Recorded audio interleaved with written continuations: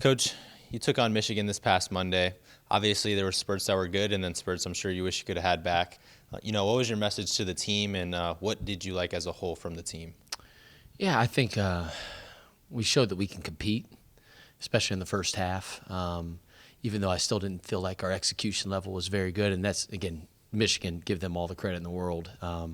But I still think we got a long ways to go execution-wise on both ends of the floor.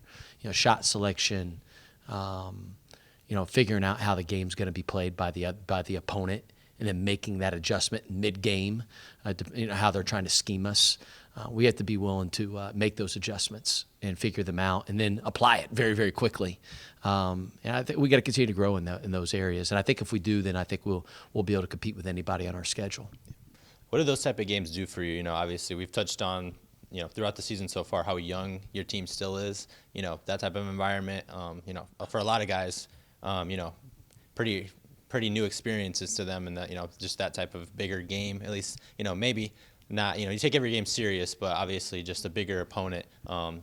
What can you just touch on that a little bit? Yeah, I think number one, man. Anytime you go out on the road, I think it's great. You're going to hit adversity. It's kind of a us versus the world mentality.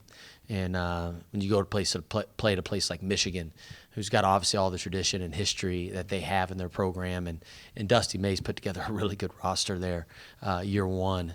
You're gonna face some challenges, right? And it makes you get a little bit tighter as a group, and also a lot of learning lessons from it. The end goal of the non-conference schedule is to prepare us to be ready to play in conference and compete for a MAC championship, and that game will help serve that purpose.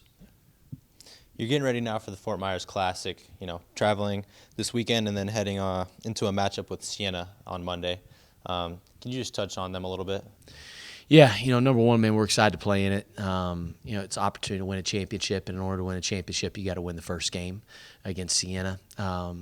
Siena's got a new coach, Jerry McNamara, who's obviously a really decorated player there at Syracuse, and he's doing a great job, man. They got really good guards that can really score it, get in the paint touch guys, one-on-one guys, and they're going to put a lot of pressure on our defense. And they surround those guys with guys that can really make shots, so there's a lot of space on the floor. I've really enjoyed watching them on film. I think he's done a terrific job. Depending on the outcome of will change who you play that next day in either Jacksonville or Mercer. Can you just touch on that quick turnaround and just trying to scout those two opponents and not knowing who it could be potentially?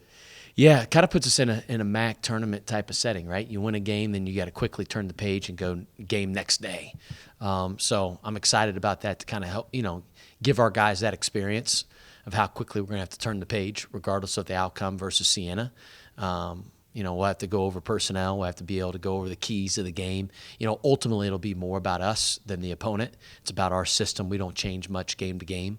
But it does simulate a little bit of what hopefully we're going to see in March up in Cleveland.